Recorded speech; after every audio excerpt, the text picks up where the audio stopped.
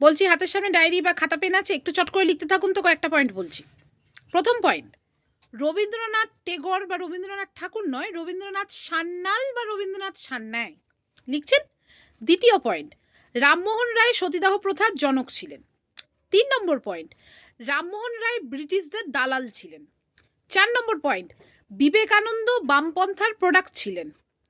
5 নম্বর point, Rabindranath ঠাকুর শান্তির জন্য Nobel পুরস্কার পেয়েছিলেন।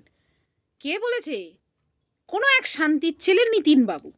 এখন ভাবুন যে রবীন্দ্রনাথ ঠাকুর কিসের জন্য নোবেল পুরস্কার পেয়েছেন, যদি এর উত্তর এরা না দিতে পারে তাহলে আমরা কি করে আশা করছি রবীন্দ্রনাথ ঠাকুরের নোবেল যে কবে হারিয়ে গেছে সেটা আবার এরাই নাকি পুনরুদ্ধার করে দেবে।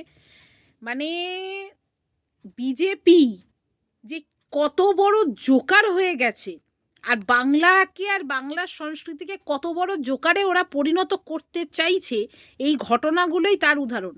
আরও আছে, আরও বলতে থাকবে আগামী দিনে। জাস্ট খাতা আর পেন আর একটা পাতা রেখে দিন বিজেপি নেতাদের এইসব বক্তব্য লেখার জন্য।